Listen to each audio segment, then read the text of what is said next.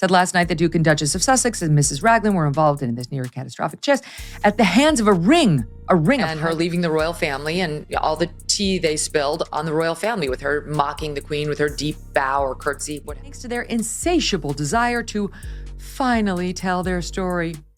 Like to Oprah. And so picture this. Megyn Kelly, sitting there with that razor-sharp look in her eyes, suddenly turns and throws a curveball question that no one saw coming. And oh, Meghan Markle, completely caught off guard. Kelly didn't just ask a polite little thing. No, she went straight for the jugular. She asked the one thing people had whispered about for years but never dared to say out loud. Meghan's age. Yes, that single question sent shockwaves across the internet. It wasn't some random curiosity, it exploded into a wildfire of speculation. Suddenly, Meghan's carefully crafted timeline, all those polished details she'd paraded for years, was under the harshest spotlight ever. And guess what? The whispers turned into an all-out storm. Her story, once seen as sleek and flawless, started to feel like something that had been patched and re-stitched too many times. Megyn Kelly didn't mince words. She looked straight at the camera and said what so many had only whispered. Think about it. Her story always felt a little too flexible, like it was constantly shifting, almost as if she kept revising her own biography to fit the moment, and that's the danger of building a glossy public image. Once people spot a crack, they start looking for more, and with Megyn, oh honey, the cracks multiplied fast. She clearly wasn't ready for this avalanche of scrutiny. But here's the kicker, it wasn't even the end. Nope, this was just the beginning of a scandal that would spiral far beyond what she ever dreamed of. But today felt like the perfect day to address a theory that many people out there have been speculating on. And let me tell you, things got juicy. Megyn, who had spent years carefully stacking her public image like a tower of glass, never thought it could shatter this quickly. She had built herself up as this forward-thinking modern woman, someone who could walk into dusty old institutions and breathe in fresh air. A woman who claimed she could bridge cultures, backgrounds, and traditions all in one polished package. She wanted her narrative to scream authentic, relatable, modern. And on paper, sure, it worked. Her biography was supposed to be watertight. Documented dates, official timelines, all tied neatly with a bow. The kind of thing no one could challenge. But when Kelly cracked open that one question, all those tidy details suddenly looked shaky. Now today, Meghan Markle, the Montecito Mona, has given yet another masterclass in victimization disguised as a podcast. Megyn had always leaned on her confidence. She thought the polished story she put forward would be accepted at face value. She believed that if she managed the timing of her revelations, gave interviews on her own terms, and put the spotlight exactly where she wanted, then no one would bother to dig deeper. For years, she got away with it. But Megyn underestimated the world she was living in, because today, the internet doesn't just take your word for it. People fact-check, they cross-reference, and oh, they dig. And when they started digging into her story, what they found wasn't what Megyn had been selling. Many lies of Meghan Markle. That is the subject of today's Talking Points. Meghan Markle. Look, it's not like Megyn hasn't reinvented herself before. She's hopped careers like stepping stones, actress, humanitarian, royal. She's mastered the art of presenting herself as the heroine of her own story, adjusting the spotlight whenever needed. But what she didn't fully grasp was that stepping into the royal world isn't the same as Hollywood. The monarchy, that's centuries of tradition, record-keeping, and people ready to examine every shred of your life under a microscope. And Meghan's little inconsistencies, they weren't just quirks, they became headlines. Oh, Megyn, no! Don't do it! If you want things, look at me, Megyn Kelly.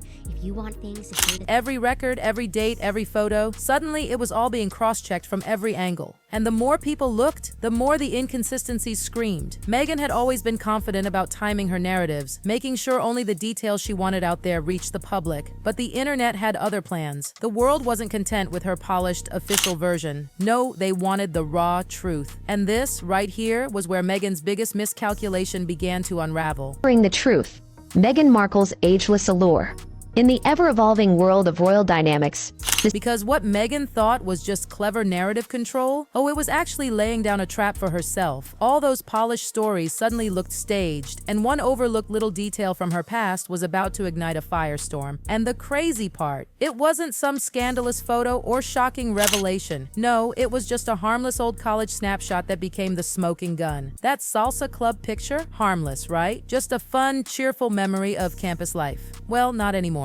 Meghan Markle will marry into Britain's royal family on May 19th when she ties the knot. The Northwestern Salsa Club. Yep, that's where things took a wild turn. Megyn probably thought this was one of those cute, safe photos from her college years. A photo that made her look cultured, social, and relatable, a young woman blending into student life, dancing away her stress. Honestly, she probably even thought it helped polish her image. Proof that she was just like everyone else. But oh boy, that snapshot was about to bite back harder than she ever imagined. You see a tweet like this, please report it to head of security immediately. It just said, when the photo surfaced online, Megyn might have smiled, thinking, perfect! This shows me in such a good light.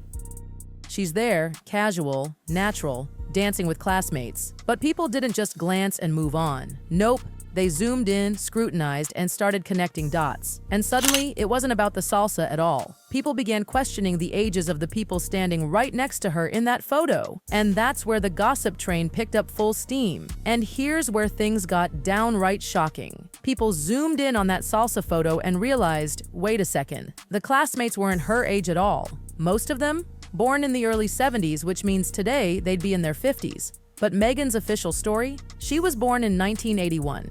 Do the math. That's nearly a 10-year gap. Suddenly, the photo wasn't so harmless anymore. It was a red flag waving in everyone's face. And here's the twist. She didn't look out of place at all. No one looked at that photo and thought, oh, there's the young one with the older crowd. Nope. Megyn blended seamlessly into that group. Comfortable, natural, like she belonged. The problem? She wasn't supposed to belong to that age bracket. Not if her official records were true. And that, right there, cracked open a massive question mark over her entire timeline. Think about it. If her birth year was really 1981, she should have looked noticeably younger than those classmates. But in that salsa club photo, the vibes screamed otherwise, and the gossip mill? Oh, it went wild. People started whispering. Maybe Megyn wasn't as young as she claimed. Maybe she wasn't just hanging with older classmates. Maybe she was one of them. And if that's the case, well, the whole official Meghan Markle story starts to look like a house built on sand. And then it got worse, because guess what? That salsa photo, not an isolated thing. Nope, it was the first domino to fall.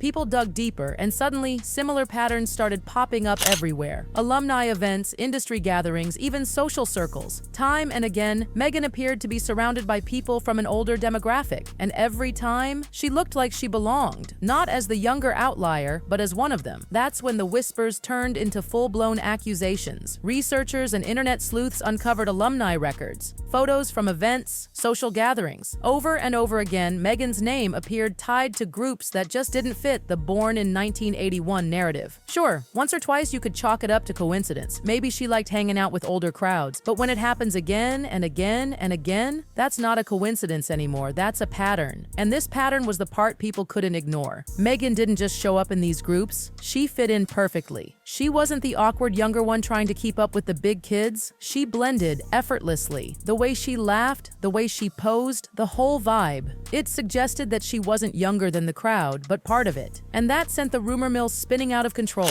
It didn't stop with college memories either. The whispers grew louder as people looked at her career. In professional networks, industry events, Hollywood circles, it was the same thing. Megyn always seemed to slide right into groups where the average age didn't match her official number. And nobody thought she looked out of place. That's what made the whole situation feel less like she just likes older friends and more like something about her story doesn't add up. And that's when the domino effect kicked in. Every new observation added weight to the suspicion. Every single detail looked harmless in isolation. But put together, it painted a completely different picture. Suddenly, Megyn's entire official timeline didn't look like a clean biography anymore. It looked like a carefully scripted narrative. And the question looming over everything was chilling. Had Megyn been rewriting her own story all along? And then came the paperwork. Oh yes, because if gossip photos weren't enough, the official document started raising eyebrows too, and once legal paperwork gets questioned, it's no longer just a rumor. It becomes hard evidence for people to dissect. And Megyn's most discussed piece of documentation, Archie's birth certificate, what should have been a standard, boring piece of paper turned into the smoking gun of the entire saga. At first, everything looked normal. When Archie was born, Megyn's full name, Rachel Meghan Markle, was there on the certificate just like it should have been. But then, out of nowhere, weeks later, the certificate was amended. Her names were stripped out, poof, gone. Instead, the document just read, Her Royal Highness, the Duchess of Sussex. A deliberate change. And in the royal world, that was unheard of. Birth certificates aren't things you edit like a Word document. They're supposed to be permanent. So when people saw that alteration, jaws dropped. Why would Megyn erase her own names from her son's legal document? Was it protocol? Was it personal? Or was it something bigger? Observers quickly pointed out other royals didn't do this. Kate Middleton's name stayed, so why Meghan's?